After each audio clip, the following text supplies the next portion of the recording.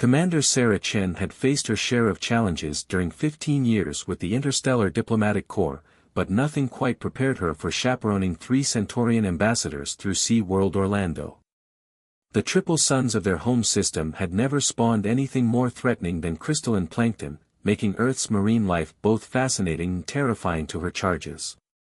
"And here we have our Pacific white-sided dolphins," Sarah announced, gesturing toward the vast tank where sleek forms glided through crystal-clear water. Ambassador Zixtal, whose crystalline body sparkled with nervous energy, pressed all 6 appendages against the acrylic viewing panel. "Remarkable predators," they whispered, their translation matrix struggling to contain their excitement. "Such speed, such grace, and you say they hunt in pods." "They're actually quite friendly," Sarah assured them, though she was starting to regret beginning their Earth orientation with marine life. "They're highly intelligent and work closely with our trainers." Ambassador Vrek, whose flowing plasma form rippled with concern, consulted their data tablet. "These creatures use echolocation to track their prey? Like your military submarines?" "Well, yes, but fascinating and terrifying." The third ambassador, Nixus, extended their sensory tendrils in all directions. "A species that developed military-grade sonar naturally. Their pursuit capabilities must be extraordinary." Sarah suppressed a sigh. "They mainly use it to find fish. Small fish. Should we move on to the sea turtle exhibit? They're completely herbivorous." But the ambassadors were already clustering around Vrek's tablet, their collective anxiety rising as they dove deeper into Earth's marine biology database. Sarah knew that look. It was the same one they'd worn when discovering that Earth cats were actually miniature predators living in human homes. Commander Chen, Zixtal's crystal facets shifted to a worried violet hue. "These dolphins can swim at speeds exceeding 25 miles per hour. And they possess the intelligence to coordinate complex hunting strategies." "Those hunting strategies are mainly used for catching sardines," Sarah explained quickly. "They're incredibly gentle with humans. In fact, there are numerous cases of dolphins protecting humans from sharks." She stopped herself too late. "Sharks." All 3 ambassadors turned to her simultaneously. Nixus's tendrils went rigid. "Requesting immediate information about these sharks." Sarah felt a headache building behind her eyes. She'd hoped to save the ocean's apex predators for much later in their orientation, preferably after they'd gotten comfortable with concepts like tide pools and beach volleyball. "Perhaps we should break for lunch," she suggested hopefully. "The cafe here makes excellent sustainable fish tacos." Another mistake. "You consume the vanquished warriors of the sea." Vrek's plasma form churned with a mixture of horror and respect. "Truly, humans are more formidable than our initial assessments suggested." "Commander," Zixtal's voice had taken on the formal tone they reserved for official diplomatic inquiries, "our preliminary research indicates that your oceans cover approximately 71% of this planet's surface. Are we to understand that these highly efficient predators have domain over nearly 3/4 of your world?" "Well, when you put it that way." Sarah watched helplessly as Vrek pulled up more marine life data. Their planned beach excursion next week was starting to seem increasingly unlikely. "Observe." Nixus pointed a tendril at the tablet. "Earth's oceans contain multiple layers of predatory hierarchies. Even the successful hunters must constantly watch for larger hunters. It's a perpetual cycle of pursuit and consumption." "It's really not that dramatic," Sarah tried, but Zixtal was already composing an urgent message to the Centaurian Council. "Urgent update required to Earth cultural exchange protocols," they dictated. "Ocean activities previously classified as recreational must be immediately reclassified as extreme survival challenges. Addendum: humans voluntarily enter these waters for entertainment purposes, suggesting previously unknown levels of courage or possible species-wide adrenaline addiction." Sarah glanced longingly at the exit signs. She still hadn't figured out how to explain surfing to them. Or the fact that humans sometimes jumped out of perfectly good boats to swim with whales. The diplomatic incident that would cause didn't bear thinking about. Oh my, Vrek's voice had taken on a distinctly alarmed tone. Commander Chen, please explain these creatures designated as Portuguese man-o-war. Are they truly colonial organisms that function as unified weapons platforms? As three pairs of alien eyes fixed on her expectantly, Sarah realized this was going to be a very long day. She made a mental note to request hazard pay for marine biology orientations in the future. And to never, ever mention the existence of box jellyfish. The Interstellar Relations Office wasn't designed to handle three panicking aliens and their rapidly proliferating marine life presentation holos. Sarah watched as Ambassador Zixtal's crystal form projected yet another diagram of oceanic food chains across her office wall, their facets pulsing with increasing distress. Let us review the situation, Zixtal began, their translation matrix struggling to maintain composure. Your planet harbors creatures called great white sharks that can detect a single drop of blood from a quarter-mile away. That's somewhat exaggerated, Sarah started, but Vrek's plasma form was already rippling with new data. Adding to threat assessment database, they intoned. Apex predator possesses multiple rows of regenerating teeth, electroreceptive hunting capabilities, and what humans casually refer to as a test bite that can remove limbs. Nixus's tendrils coiled anxiously around their data tablet. And these are just the threats we can see. Commander Chen, explain these rip currents that seemingly materialize from nowhere to drag swimmers out to sea. Sarah rubbed her temples. After yesterday's SeaWorld incident, she'd hoped to salvage the situation with a calm, scientific presentation about Earth's oceans. Instead, she'd somehow sparked an interstellar panic about hidden water dangers. Rip currents are completely survivable if you know the proper technique. There are techniques. All three ambassadors exclaimed simultaneously. Vrek's tablet began frantically downloading Earth's entire catalog of water safety protocols. Fascinating, Nixus muttered, tendrils twitching. Humans have developed specialized combat maneuvers against their planet's liquid terrain. The survival training must begin in infancy. It's called swimming lessons, and they're actually quite fun. Commander, Zixtal interrupted, their crystals shifting to emergency frequencies. Our research indicates these lessons include learning to float face down in water. How do you explain teaching young humans to mimic deceased aquatic life forms? That's not, Sarah's protest was cut short by a priority alert on her office screen. The Centaurian media had gotten wind of Earth's marine hazards. Headlines scrolled past. Earth's deadly waters, what your travel agent isn't telling you. Top 10 ocean predators that will make you cancel your Earth vacation. Breaking, humans deliberately enter murder soup for fun, mental health experts baffled. Vrek's plasma form fluctuated wildly. The statistical probability of encountering a Portuguese man-o-war while simultaneously being pulled into a rip current during a shark-feeding frenzy is astronomically low, Sarah interjected firmly. Look, millions of humans safely enjoy ocean activities every day. We have extensive safety measures, trained professionals, and early warning systems. Ah yes, these lifeguards you mentioned, Nixus's tendrils perked up.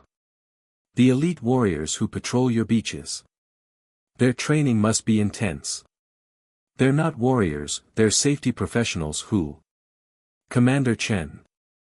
A new voice cut through the chaos as Dr. Raj Patel, the facility's marine biology consultant, burst into the office. Have you seen the latest? The Centaurian Tourism Board just classified Earth's oceans as a Class X hazard zone.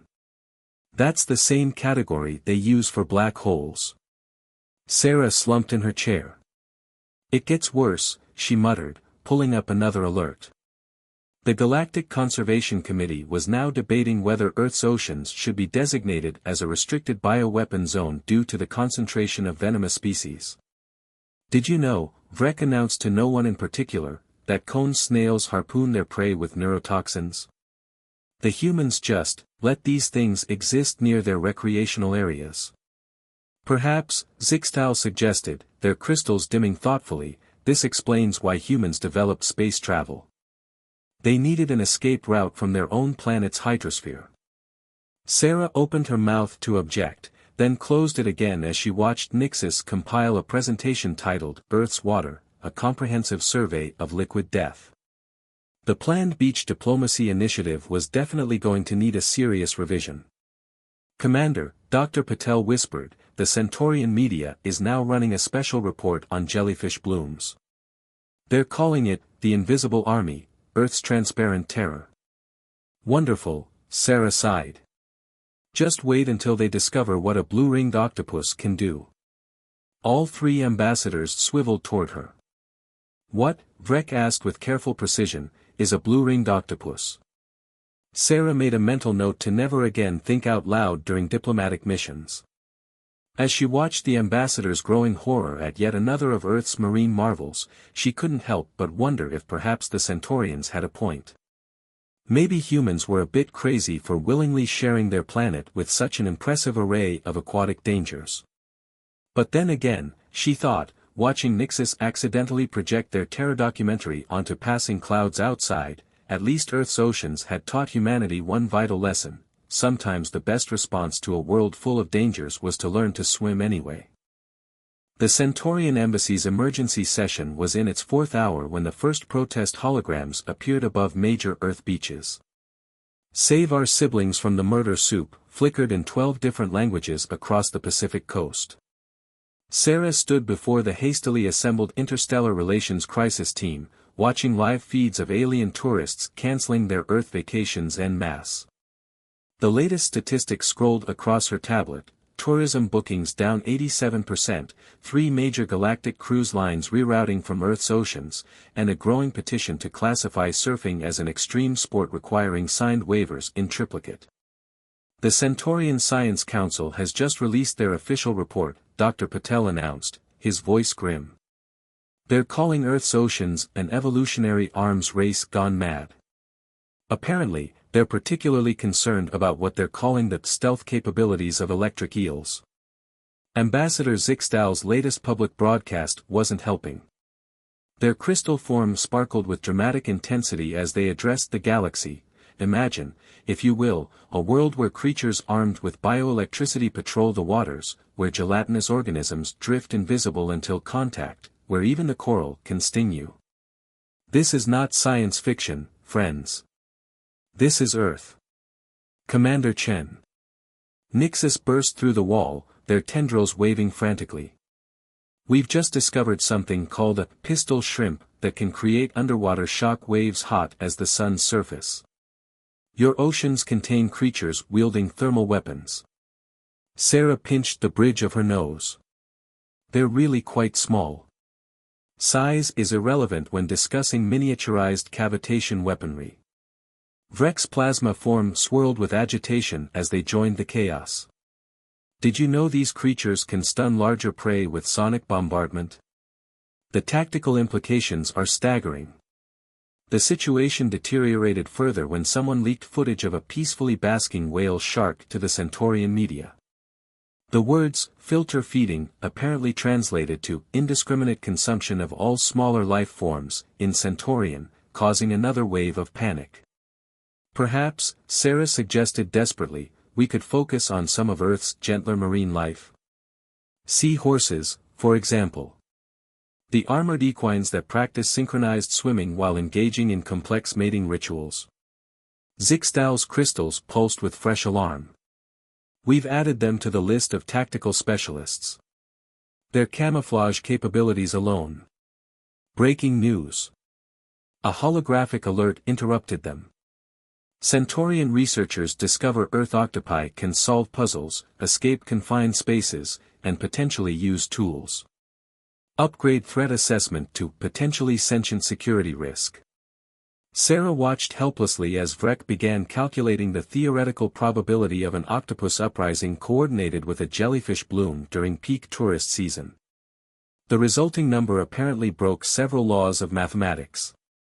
Commander, Dr. Patel whispered, the Galactic Marine Biology Association is requesting emergency consulting rights. They're calling Earth's oceans the universe's most elaborate biological warfare research facility. Things reached a new level of absurdity when Nixus discovered marine bioluminescence. They've mastered biological light generation. Their tendrils coiled in shock. The tactical applications of coordinated deep-sea communication networks. It's mainly used to attract mates, Sarah tried to explain, immediately realizing her mistake.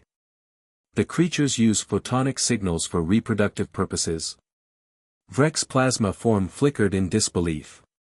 Adding weaponized romance to threat matrix. A priority message flashed across the command center. The Centaurian Council was now debating whether to classify Earth's entire hydrosphere as a self-evolving military installation. Apparently, the existence of creatures that could change both their color and texture to match their surroundings suggested an unprecedented investment in stealth technology. Sarah was about to attempt another explanation when she noticed Ambassador Zixtal had gone suspiciously quiet, their crystals dimming to a thoughtful hue. "Commander Chen," they said slowly, "we've been approaching this all wrong. These aren't just dangerous waters, they're the greatest survival training ground in the known galaxy. Think of the potential for extreme tourism." "What?" Sarah blinked. "Imagine the marketing, Earth's oceans, where every swim is an adventure. We could organize guided tours of tide pools, with appropriate hazmat suits, of course. Underwater photography safaris from within reinforced pods. We could make billions." As Sarah watched her carefully planned diplomatic mission transform into what appeared to be an extreme sports venture, she couldn't help but laugh. Perhaps this was how Earth would finally make its mark on galactic society, not through technology or culture, but by being home to what was rapidly being dubbed the most metal ecosystem in the known universe. Operation Beach Day was a go. Sarah surveyed the empty stretch of coastline, cordoned off by what the Centaurian Security Council insisted were minimally necessary safety measures, including quantum force fields, bioelectric sensors, and enough warning buoys to guide an interstellar fleet. "Threat assessment protocols complete," Vrek announced, their plasma form scanning the waters. Only 17 potential lethal hazards detected within a 5-mile radius. A new low. The beach looked like a cross between a military installation and an alien theme park. Holographic warning signs hovered above the sand, highlighting everything from UV radiation levels to the theoretical attack ranges of local seabirds. A squad of drone lifeguards patrolled the shoreline, their sensors tuned to detect anything from rip currents to rogue plankton. "Is the anti-jellyfish electromagnetic barrier really necessary?" Sarah asked, watching the shimming field pulse above the waves. "Absolutely," Zixtal replied, their crystal form gleaming with entrepreneurial excitement. "It's part of our new marketing strategy, experience Earth's murder soup in complete safety. The liability insurance alone cost us 3 minor moons." The beach survival suits weren't helping matters. Each ambassador wore what looked like a cross between deep-sea diving gear and tactical armor, complete with heads-up displays showing real-time analytics of every passing fish. "Warning," Nixus's suit AI announced, "sand particle detected. Initiating containment protocols." "That's just regular sand," Sarah sighed. "It's supposed to be there." Fascinating, Nixus's tendrils wiggled within their protective casing. Humans willingly expose themselves to millions of microscopically eroding particles. Adding environmental endurance training to species assessment. The situation reached peak absurdity when Vrek discovered beach volleyball. Their plasma form fluctuated wildly as they analyzed the game through their safety protocols. "Let me understand this correctly," they said, projecting a holographic simulation. Humans gather in minimal protective gear to forcefully launch projectiles at each other while standing on unstable terrain near apex predator habitat. "It's just a game. Extreme combat training." Zixtal's crystals pulsed with excitement. "Quick, add it to the adventure package. We'll market it as Battle Arena, Beach Edition." Sarah watched as three of the galaxy's most sophisticated diplomatic representatives attempted to play volleyball in full hazmat gear. The ball bounced off Nixus's protective shield, causing their suit AI to initiate emergency impact protocols. Perhaps, Sarah suggested carefully, we could try something simpler. Like building sand castles. This led to a 20-minute debate about the structural integrity of silicon-based fortifications in a high-salinity environment. Vrek insisted on reinforcing their castle with a miniature force field, while Nixus's tendrils kept triggering the sand's hostile particle alerts. The day's defining moment came when a curious dolphin approached their secured perimeter. All three ambassadors froze as their suit AIs simultaneously blared, alert, echolocating predator detected. Quick, Zixtal whispered, their crystals dimming to stealth mode, nobody make any sudden movements. Their sonar might be calibrated to detect crystalline life forms. It's smiling at us, Nixus observed nervously. Is that a pre-attack behavior pattern? Actually, Sarah began, but she was interrupted by a new alarm. Warning, approaching wave formation. The resulting panic looked like a scene from a slapstick comedy. 3 alien diplomats, encased in enough protective gear to survive a small nuclear blast, fleeing from 6 inches of surf. Vrek's plasma form tried to phase through their suit in terror, shorting out 3 safety systems. Nixus's tendrils tied themselves in knots attempting to activate their emergency hover protocols. Fascinating, Zixtal declared once they'd all retreated to the safety zone. The humans have adapted to periodic liquid bombardment as a normal part of their beach experience. Their psychological resilience is remarkable. Sarah collapsed into a beach chair, watching as her charges debated the tactical applications of sandcastle moats. Somehow, against all odds, they seemed to be enjoying themselves, even if their definition of fun involved treating a day at the beach like a survival expedition on a hostile alien world. Then again, she thought, maybe they weren't entirely wrong. Earth's oceans were pretty wild by galactic standards. Perhaps it took an outside perspective to appreciate just how extraordinary it was that humans had learned to surf waves, swim with sharks, and play in the same waters as some of nature's most remarkable predators. The Galactic Tourism Board's latest promotional video opened with a dramatic shot of Earth's oceans, "Welcome to Extreme Planet, where adventure meets evolution." Sarah watched with a mixture of amusement and resignation as footage of surfers rolled across the screen, now overlaid with hazard ratings and survival statistics. Our ratings have tripled since we rebranded Earth as an extreme sports destination, Zixtal announced proudly, their crystals sparkling with success. The waiting list for our Survive the Surf experience packages is 3 years long. The past month had transformed Earth's reputation across the galaxy. What started as a diplomatic crisis had evolved into something unexpected. Earth had become the universe's premier destination for thrill-seeking aliens. The dolphin encounter pods are particularly popular, Nixus added, their tendrils manipulating a holographic booking system. Though we're still getting complaints about the mandatory quantum-reinforced safety bubbles. Sarah glanced out her office window at the beach below, where a group of Andromedans in full protective gear were cautiously building what appeared to be a fortified sand bunker. Their guide, wearing a shirt that read, "I survived Earth's murder soup," was explaining the tactical advantages of beach umbrellas against aerial threats. Commander, Vrek's plasma form swirled excitedly, the Galactic Adventure Sports Association has just classified swimming with Earth fish as an elite extreme sport. It now ranks just below volcano surfing on Kepler, 186f. The transformation hadn't been entirely smooth. The insurance requirements alone had required creating a new branch of actuarial mathematics.